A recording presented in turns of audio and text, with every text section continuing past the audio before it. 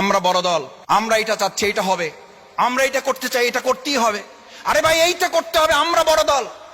এই কথা তো ওবায়দুল কাদের বলতে বলতে তো লঙ্গি ছাড়া পালাইতে বাধ্য হয়েছে। এই কথা বলতে বলতে তো শেখ হাসিনা তার পরিবার ছাড়া আর কাউকে নিতে পারে নাই। জামাত ইসলামীকে আবার নতুন করে জেল জুলুম নির্যাতন হামলা মামলা রক্তচক্ষু দেখাচ্ছেন। স্পষ্ট ঘোষণা দিয়ে দিচ্ছি, ত্যাগের রাজনীতির জন্য যাদের জন্ম হয়েছে, নির্যাতন হামলা মামলা গুলি রক্তচক্ষু দেখে জামাত ইসলামীকে এক সেকেন্ডের জন্য স্তব্ধ করা যাবে না। যে যত বড় দল তত বড় চাঁদাবাজিতে ব্যস্ত হয়ে পড়েছে, যে যত বড় দল সে তত সন্ত্রাসে নিজেকে জড়িয়ে ফেলে আত্মতৃপ্তির ঢেকুর গেড়ে বলছেন আমরা বড় দল, আমাদের কিছু সমস্যা থাকবে। এই দেশ পরিবর্তনে আপনারা সবচেয়ে বড় বাধা জনগণের কাছে। এটা কি করে একটা দল বলে আমি মাথায় আসে না। টকশোতে টেলিভিশনের সামনে আত্মতৃপ্তির সাথে আমি বলছি, আমার পাশে বসে সহ আলোচক দ্ব্যর্থহীন কণ্ঠে বলছে, তার কোনো অনুতপ্ত নাই, কোনো অনুশোচনা নাই, কোনো প্রতিক্রিয়া নাই। তার প্রতিক্রিয়া হচ্ছে আমরা বড় দল, আমাদের বড় সমস্যা, আমাদের বড় কোনাকুনি, আমাদের বড় হাজার হাজার লোক আমাদের বহিষ্কার হবে। বাংলাদেশের জনগণের সবচেয়ে বড় প্রত্যাশা হচ্ছে যে যত দল বড় তার এই দেশের প্রতি দায়িত্ব তত বড়।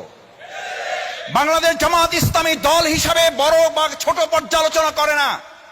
বাংলাদেশ জামাত ইসলামী দল হিসাবে ভূমিকা পালন করতে সক্ষম হয়েছে বলে, সম্মানিত ভাই এবং বন্ধুগণ, আমাদের এই প্রিয় মাতৃভূমি বাংলাদেশের জন্য আজকের এই যে প্রেক্ষাপট তৈরি হয়েছে, এই প্রেক্ষাপটে মানুষের চাহিদা কি? এই প্রেক্ষাপট কেন তৈরি হয়েছে? তৈরি হয়েছিল আমরা গোলামীর জিনজির থেকে মানুষকে মুক্ত করতে চেয়েছি। এই গোলামী শুধুমাত্র পার্শ্ববর্তী রাষ্ট্রের গোলামী নয়, এই গোলামী কোন একটা দলের গোলামী থেকেও মানুষকে মুক্ত করার জন্য দেশে মানুষ জীবন দিয়েছে। পরিবারতন্ত্র থেকে মানুষকে মুক্ত করার জন্য দেশে মানুষ জীবন দিয়েছে।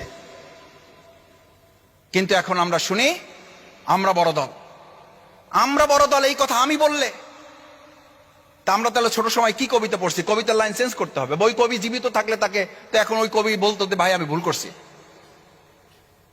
নিজেকে যে বড় বলে বড় সেই নয়, লোকে যাকে বড় বলে বড় সেই হয়।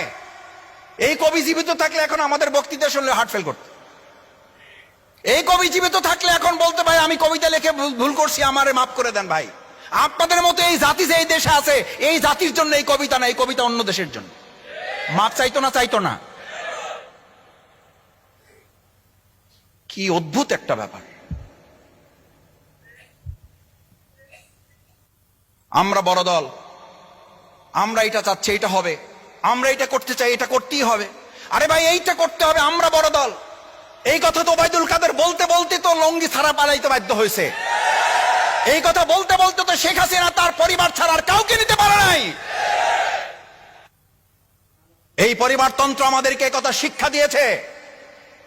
এরপর পরিবারতান্ত্রিক একটা ব্যবস্থায় দেশ কিভাবে পরিচালিত হয়।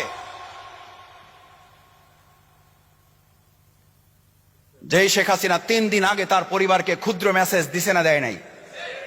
কি মেসেজ দিছে? যে তোমরা ছাড়া বাকি কে কোথায় যাবে ওই ডোন্ট কেয়ার দেয়ার, আমি এটা পরোয়া করি, এটা নিয়ে চিন্তা আমার দরকার নাই, তোমরা পালাও। পরিবারতন্ত্রের রাজনীতি আগামী দিনেও যদি আমি করি তাহলে আমাকে মনে রাখতে হবে ওই পরিবার আমাকে ফালিয়ে এই জনগণকে ফেলে রেখে তারাও হয়তো পালিয়ে যাবে। কারণ ওটা পরিবারতন্ত্রের রাজনীতি, ওটা জনগণের রাজনীতি নয়।